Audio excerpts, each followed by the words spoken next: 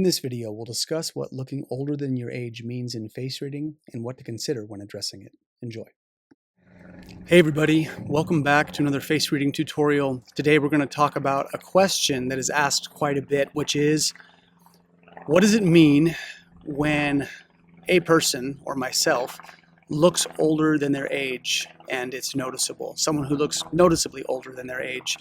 So, like most things in face reading, there's some nuance to this, there is some complexity to it, but I think there are some entry-level places you can come into this to get a better read on that. The biggest overarching idea that you want to keep in mind is that aging collectively, in the biggest sense from the Eastern perspective, is the diminishment of Jing. Jing is our constitutional essence. It's our genetic heritage. It relates to our bone structure. It relates to basically the reservoir of your genetic fluid, okay, as a metaphor, like the genetic fluid that you're using. When we use up all of our Jing, we die. That's what happens. If we're dying of natural causes, that means the Jing has been completely used, life extinguishes. The analogy and the image that I like to use and that I've created here, you can take a look at this, is the image of the kerosene lantern. So kerosene is the fluid at the bottom. There is a flame, right? And then the light that is distributed into the room. These three layers are indicative of Jing, Qi, and Shen. Jing is the kerosene fluid at the bottom, how much you have in there. How much fluid dictates how long that flame, which is the Qi level, is going to burn. And if you change the allocation of how much kerosene is being used, you can have a bigger flame or a smaller flame, right? You can turn the gas up or down. And then the light in the room is the Shen. That's the immaterial part that flickers and you can see on the wall. It can be felt. It changes the ambiance of a room. This is the spirit level of expression. So in face reading, we want to think about Jing, Qi, and Shen, because the Jing is the genetic expression, how much of it is being used, how well is it being used, and then what is the manifestation of the spirit as a result of those preceding metrics. So that being said, when a person is aging faster than they should, you can see it in their face. And typically where we're going to see this is either in wrinkling. You'll see excessive wrinkling at an early age. The other thing you can see is a dryness in the skin where the person looks a little washed out. And then after that, you'll see coloring. Sometimes coloring can make us look older, but coloring is not as influential as the first two that I mentioned. So let's talk about the overuse of fire. A lot of times when a person is a certain age and they look 5, 10, 15 years older than they present as what they should present as for their age, this is an overuse of fire. The fire element is where the spirit resides. But the fire element also relates to stimulation. It relates to social activity. It relates to, on the positive side, bliss and ecstasy. On the negative side, mania and hysteria. Someone who is very manic in their tendencies and who has a propensity to become hysterical at inopportune times. So those emotional themes you want to think about, but really usually what it points to is that the person is overusing their fire, and that means usually excess stimulation in some kind. So that can come from a lot of different areas. Stimulation can be from family life and relatives. It can come from being overstimulated at a job. It can be overstimulated from overthinking, right? Too much stimulation. So think about that, because when we're seeing aging, what's happening is there's too much fire. And if we think about the behavior of fire, fire is hot. We want to think of these behaviors within the elements and how they relate and express on our face. So in the East, the 5 elements, fire, earth, metal, water, and wood, are non-self-aware personalities that human beings interact with to stay alive. Since the beginning of time, that's what we do. So the nature of fire is hot. And when the fire element is being overused, we are going to see excess heat show up in the body. It creates a sort of internal friction at an energetic level, and the person's skin will become usually drier and start to wrinkle.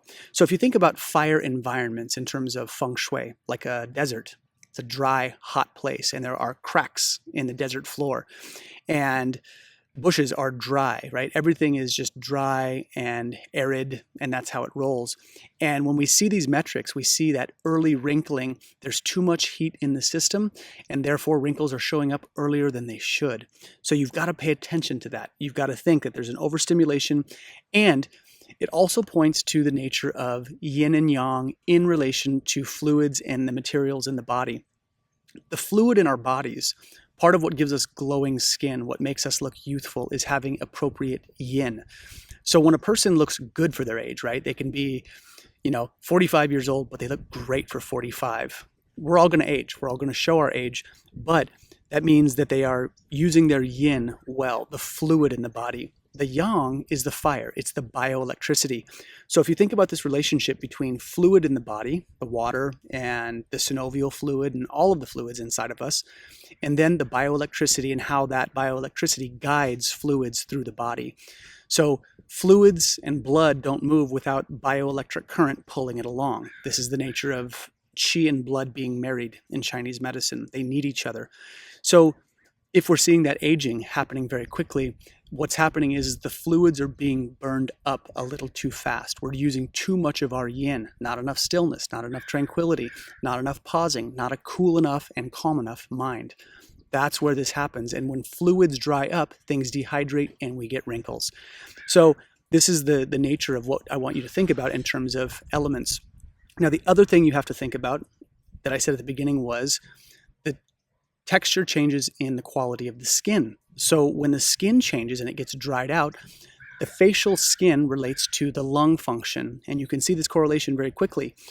The heart is surrounded by the lungs. And so the image you can sort of have is fire, which is the heart, and then metal, which is the lung element system, encapsulating that. And so when the metal gets too hot, just like a hot stove, right? If you touch it, right? I was camping with my daughter this last weekend. We used a wood stove. That metal gets hot. And when the metal gets hot, things can dry out on it. So again, you're going to see this relationship between the fire being overused, it heating the metal, and therefore the facial skin getting a bit drier. The last one that I'll touch on is coloring. So with older age, typically we will see coloring get a bit more gray. We will lose that luster and that circulation. And so that can happen usually just from exhaustion. That's usually what I see when coloring changes and a person's coloring is making them look older than they are. There's usually some component of mental exhaustion or lack of sleep. That's a big one. So if you are chronically sleep deprived for long periods of time, this is also going to contribute to this. The thing is, don't get too worried also if you're looking older than you should. I know it causes a lot of people to kind of go into a panic of sorts. They're like, I'm looking older than I am. But what that's a call to action to is to assess these metrics that I'm talking to you about. I have seen people who look 10 years older than they should within a 2-year period, changing their lifestyle, implementing some of the things that I've said. They come back and they look youthful and supple, and they've actually rewound those years, sometimes 5 or even 10 years where they look their age. But again, don't just, as a default setting here in America especially, don't default to, I need Botox, I need fillers, I need to do all that stuff to my face. Really assess your lifestyle. Your face, I tell people, and I don't mean this in the literal sense, but like we're all beautiful, right? Like every creation has its own thing that it brings to the table. And yes, some people are quote unquote better looking than others by mainstream standards, but that's not what I'm talking about. Your features are beautiful in the sense that they're functional. They are indicative of who you are, what you wield.